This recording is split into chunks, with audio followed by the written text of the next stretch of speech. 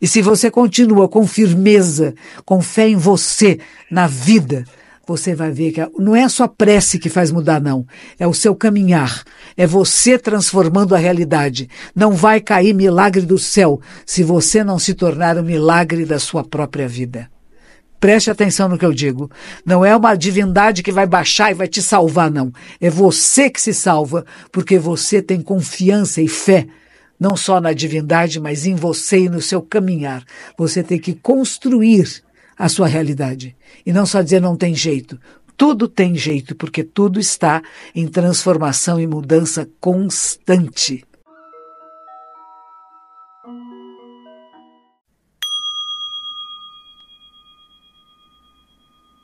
Retorno e me abrigo em Buda, retorno e me abrigo no Dharma, retorno e me abrigo na Sangha.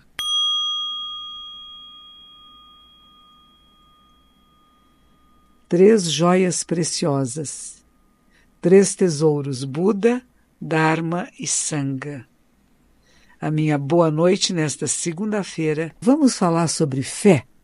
Eu acho importante, sabe, porque no Zen, geralmente nós trabalhamos muito com a sabedoria.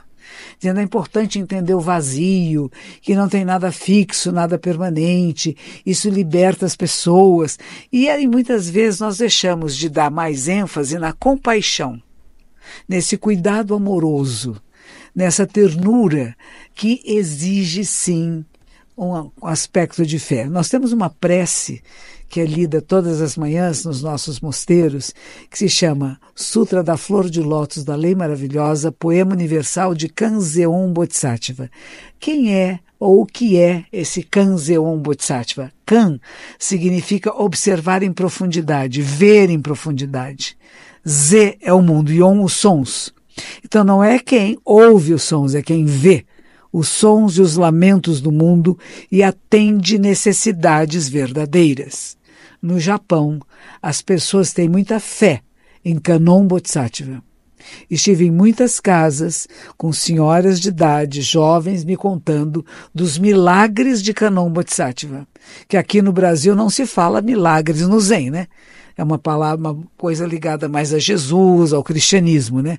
Mas, na verdade, no Japão, as pessoas têm fé profunda em Kannon Bodhisattva, têm fé profunda no budismo. Um dos templos no Japão em que eu estive, que é o templo chamado Daiyuzan Saijoji, é um templo que só se reza para os vivos. Muitos templos japoneses fazem enterros, velórios. Este templo não faz nem enterro nem velório. Eles rezam e pedem coisas para os vivos. E para fazer isto, as pessoas vão lá porque têm fé, têm confiança que vai acontecer.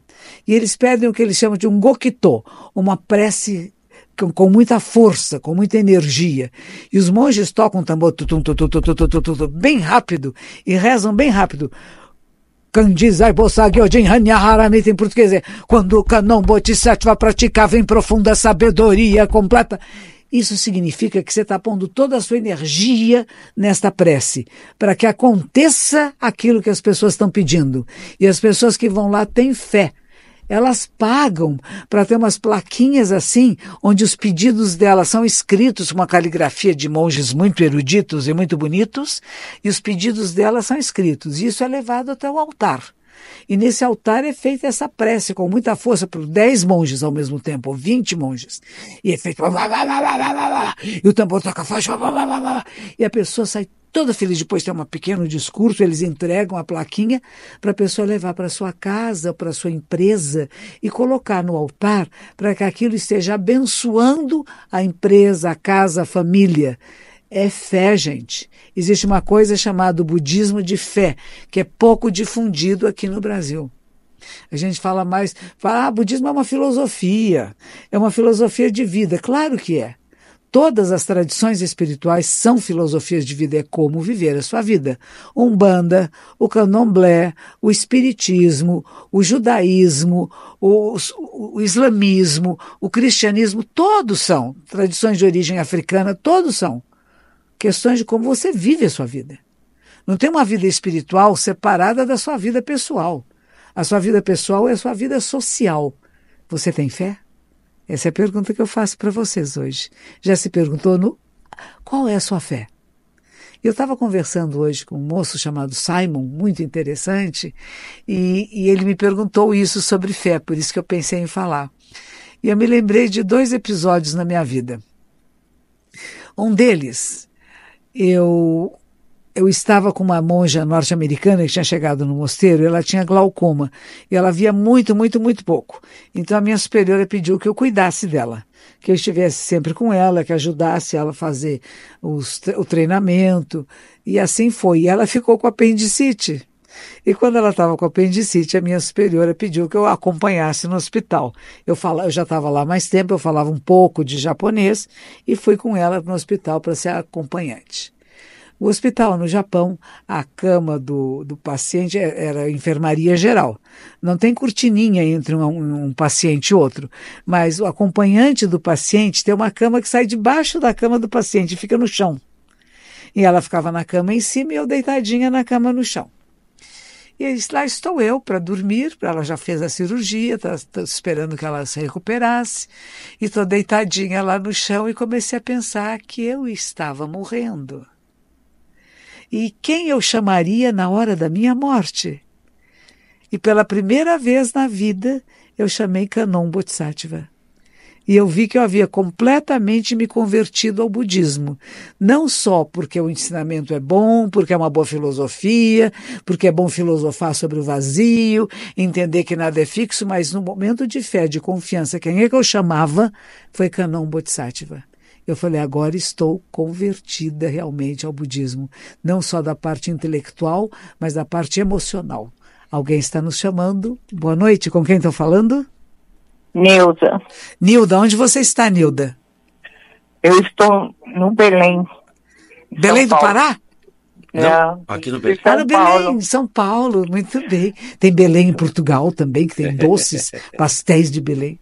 Mas diga, qual é a sua pergunta ou qual é a sua reflexão para nós hoje, Nilda? Eu queria explicar uma coisa, monja. Quando a gente chega no fim da linha, que a gente não vê nenhuma perspectiva mais, o que a gente deve fazer? A fé também acaba. Não, não é a fé que acaba, não. A fé não é essa coisa que você está pensando, não. Quando você acha que não tem mais nada, que você sabe que Santo Antônio dizia isso, né? Que é exatamente quando você cai sozinho na neve, não tem ninguém para te ajudar, você está machucado, você tem certeza que você pode sair daí. Você tem certeza que tem alguma coisa que você não está vendo, que você não percebeu ainda. Eu digo é que você entrasse num túnel escuro e que você diz não tem fim, não tem luz no fim do túnel. É porque tem uma curva no caminho. E se você manter a fé, a confiança e continuar caminhando resilientemente, você de repente vê lá depois da curva, tem uma coisinha pequenininha. E se você continua com firmeza, com fé em você, na vida, você vai ver que não é a sua prece que faz mudar, não. É o seu caminhar. É você transformando a realidade. Não vai cair milagre do céu se você não se tornar o milagre da sua própria vida. Preste atenção no que eu digo. Não é uma divindade que vai baixar e vai te salvar, não. É você que se salva, porque você tem confiança e fé, não só na divindade, mas em você e no seu caminhar. Você tem que construir a sua realidade. E não só dizer não tem jeito. Tudo tem jeito, porque tudo está em transformação e mudança constante. Uma mulher que tem uma doença incurável e cujas dores são terríveis, e ela está fazendo uma vaquinha de R$150 mil para ir à Suíça praticar, submeter-se à eutanásia. Ela está disposta a ir para a Suíça e terminar com a sua vida porque está muito dolorosa. Eu vi uma coisa diferente, de crianças e pessoas que têm doenças raríssimas e que os remédios custam milhões de reais e que estão fazendo vaquinhas para conseguir esses milhões de reais para ter recuperação. Para ter recuperação. É que no caso dela não tem, né? No momento. Sabe-se. Então, não se sabe ainda, né? Mas a pesquisa está sendo feita. Por isso que a gente não recomenda às pessoas que se apressem. A morte é natural e vai acontecer. Nós todos vamos morrer. E não é na hora que a gente quer, não. Às vezes a gente morre na hora mais inesperada, né? Então, não tenha pressa de chegar lá. Está sofrendo? Nossa! Quantas pessoas podem estar sofrendo com coisas semelhantes a você? E se, quem sabe, você não possa usar o seu corpo e oferecer isso para pesquisa científica que tenta encontrar a cura. Existe um caminho de cura? Quem é que está pesquisando isso? No momento não tem, mas tenha certeza que há pessoas pesquisando. E você pode oferecer a sua dor para as pessoas possam ser curadas no futuro dessa doença. Então eu acredito mais nesse processo, sabe? E o desespero de dizer não aguento mais, aguenta. O que é mais incrível é a nossa capacidade de resistência. O nosso corpo se resiste à dor, você se acostuma com a dor. Essa é a coisa mais incrível, né? Agora, também se acostuma com as drogas que dão para você parar de sentir dor. E essas daí são prazerosas. E você pensa que morrer vai ser esse prazer da droga? Será que é?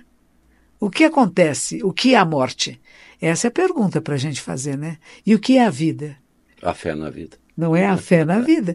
E se a gente está vivo, quantas coisas podem acontecer nesse... Às vezes o pessoal faz um testamento vital, que é uma coisa que existe agora, né? Se eu não tiver mais em condições lúcidas de tomar decisões sobre o meu corpo e os tratamentos que eu vou fazer, eu deixo por escrito. Então, se eu não tiver mais condição nenhuma, então eu quero que parem com todos os equipamentos, que tirem todo o oxigênio, todos os equipamentos, me deixem morrer em paz.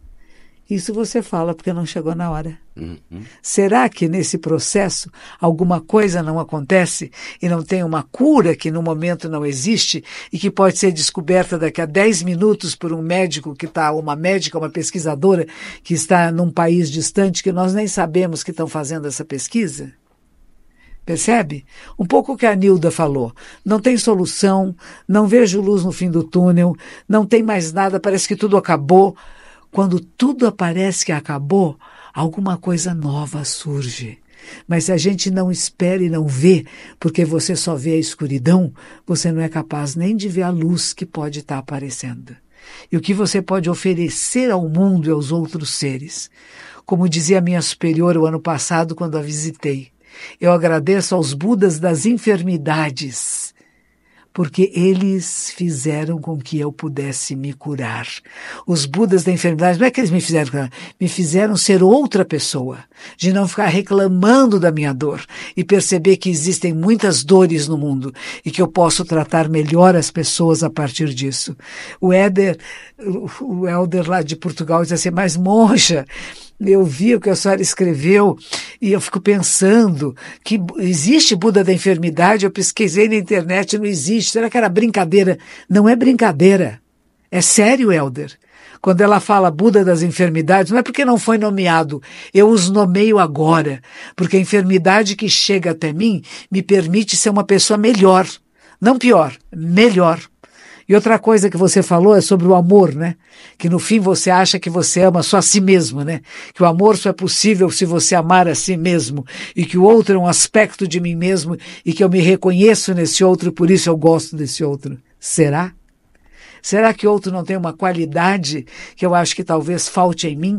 E estar perto deste ser, eu me sinto mais qualificado, porque eu posso absorver um pouco desta energia. A minha filha, você conheceu, a gente foi no museu junto, lembra, Elder?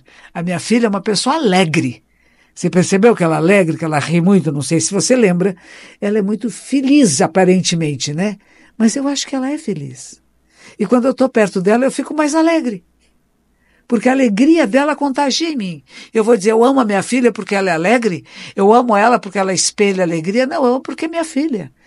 Cresceu dentro de mim, eu vi aquele bebezinho, eu vi esse ser humano crescendo, se desenvolvendo, e ela desenvolveu uma coisa que eu não tenho, que é essa alegria com a existência, que eu acho lindo isto. Então, na verdade, as qualidades que a gente vê em nós e que a gente vê refletidas em outras pessoas fazem com que a gente diga, eu gosto desta pessoa, eu amo esta pessoa. Você, Elder, é uma pessoa que está em Portugal e que eu respeito muito. Porque a primeira vez que eu fui para Portugal, Nilo, Todas as palestras que eu fiz, ele foi. De bermuda, estava um calorão, de camisa regata, de sandalinha, de bermuda. Todas as cidades que eu fui, e eu fui até Coimbra fazer uma palestra na Universidade de Coimbra, lá estava o Helder sentado entre os estudantes. E atento. E atento o tempo todo, e perguntando, onde tem o Zen aqui em Portugal? Onde que eu posso praticar? Eu sei que existem grupos aí, mas eu não os conheço. Eu não posso recomendar grupos que eu não conheço, claro. Mas eu sei que existe. E aí ele começou, todas as vezes, eu fui várias vezes a Portugal fazer palestras, e Helder sempre lá. Esta última vez ele não fez isso que ele fez das outras, que era me levar uma caixa de pastéis de Belém. Ah, que amor. Mas nós tivemos um incidente e uma garrafa de vinho do Porto. Oh. E na penúltima vez que eu fui, que foi em maio, ele levou uma caixa, ele disse, não sei quantas pessoas vão estar com a senhora, levou uma caixa que tinha 12 pastéis de Belém. Eu falei, eu gosto de pastel de Belém, mas 12 não dá para comer. E ele chegou e disse assim, monge, eu dei para a senhora ontem, se não comer hoje vai estragar, pastel de Belém estraga logo. Aí eu falei, então vamos fazer o seguinte, nós estávamos num mosteiro, fazendo um encontro de Zen Yoga, eu falei, eu vou colocar então os pastéis de Belém junto com a sobremesa. Eu pego um para mim e quem quiser que possa comer e corte ao meio, como faça. E estou toda feliz, dei para uma moça que pusesse lá e a senhora que cuidava do restaurante veio furiosa. Não pode ter nada aqui, só pode ter aqui as comidas que eu ponho, porque e ela tem razão, eu não pensei nisso, eu não falei com ela, eu não sabia que ela era responsável. E eu pensei, já que tem tantos doces, vou pôr mais um doce aí. Sim. E ela tem razão, porque imagine que eu pusesse um doce envenenado, né? Uma coisa lá que alguém passasse mal, a responsabilidade Sim. era do espaço, né? Sim. E eu não tinha pensado. Na hora que essa senhora começou a falar brava comigo, quem veio correndo? O Helder. E disse para ela, não, fui eu que trouxe. Eu trouxe para a monja, ela quis compartilhar com todos. E aí a moça foi... Aí você precisou de um intérprete. Precisei. E ele foi lá me proteger e me defender. Sim. Então eu tenho uma grande ternura por ele, porque é uma das poucas pessoas em Portugal que são praticantes do Zen, que pratica sozinho. Ele é um professor de história aposentado e que tem muitas dores. Ele tem doenças que lhe causam muito desconforto e ele tem que tomar muitos remédios. Então ele também fala com isso sobre a dor, sobre o desconforto. Que às vezes... olha o quanto ele reflete sobre isso. Pois então. Que as questões que ele tem pessoais são deste teor, desta abrangência. Desta abrangência. Né? E fala de amor e de fé. De fé em si. Então, a dor ensina a gemer. A dor ensina a gemer, muito bom. É isso aí, Nilo. Monja, como podemos encontrar equilíbrio financeiro com recursos limitados e despesas inesperadas que surgem no caminho? Empréstimo. É o que a gente pode fazer, né? Surgiu uma despesa, meu dinheiro não é suficiente, a gente vai num banco que não cobre juros muito absurdos, né? Ou uma caixa econômica, enfim, tem meios da gente pedir. Ou um amigo, alguma pessoa que possa, mas cuidado com aqueles que cobram juros muito altos, que vão acabar com a sua vida, isso não. E a gente pode encontrar um emprego extra, né? Um trabalho por algum tempo, algum período, que você possa trabalhar alguma coisa em horários que geralmente você não trabalharia, para poder ter uma renda extra e cobrir as despesas. Então, isso é o começo. Primeiro é não criar dívidas. Mas as dívidas também, elas podem ser sanadas através do seu trabalho e daquilo que você faz. Eu não sei no que você trabalha, não sei qual é a sua experiência de vida, mas, por exemplo, muitos restaurantes funcionam em dívidas. Muitas empresas funcionam com dívidas gigantescas. Tanto que, de vez em quando, uma delas aí tem que fechar, né? Teve algumas grandiosas aí que foram de bilhões que estavam devendo. Devendo. Então tem certas coisas que a gente sabe, a gente tem que trabalhar com as dívidas, sabe? Não é dizer, tenho dívidas, não sei o que eu faço, não vou poder, não. Como é que eu vou organizar, administrar isso? Para isso, precisa ter paciência e persistência, mas respiração consciente. Porque se você ficar nervoso, aflito, desesperado, você não vê respostas. Como a primeira senhora que falou comigo, a Nilda, eu não vejo nada, não tem solução. Tem. Tudo tem solução. Tudo tem uma maneira de ser resolvido. Eu posso não estar vendo agora. É como se meus olhos estivessem fechados e eu digo, nossa, só tenho dívidas, eu não consigo pagar minhas dívidas.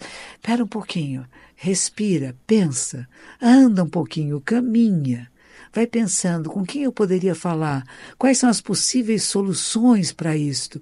E, de repente, quando você abre seus olhos, você vê que estava bem à sua frente e você não tinha percebido ainda. E o Gabriel? O Gabriel está fritando na cama, não consegue dormir. Quando ele vai pegar no sono, já é de madrugada. O que fazer para deitar na cama e dormir? Olha, primeiro, você não é obrigado a deitar na cama e dormir. Os nossos relógios biológicos não são os mesmos. Tem pessoas que são notívagas, pessoas que vivem melhor à noite do que de dia. Eu não sei a que horas você tem que acordar, como é o seu trabalho, mas procure uma das coisas que a gente faz se você dorme com alguém e tem uma pessoa dormindo do seu lado, uma das dicas é imite a respiração de quem está dormindo. Parece mágica. Você vai imitando. Você tem problemas, tem questões, você deita na cama e começa a pensar. Toma nota no papelzinho, tudo que você vai pensar amanhã. Não é hoje. Amanhã eu vou pensar nisso, vou pensar naquilo outro. Depois lembre-se de coisas boas que aconteceram hoje.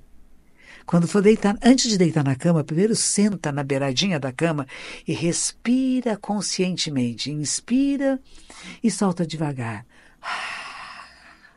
Umas 3 vezes. E pense em coisas boas que aconteceram hoje, gostosas. O sorriso de uma criança na rua, uma comida que teve um sabor bom, um ônibus que você pegou na hora certa. Pense em coisas gostosinhas que aconteceram. E aí você vai deitar com a mente tranquila. Fiz hoje o meu melhor. Amanhã posso fazer melhor ainda.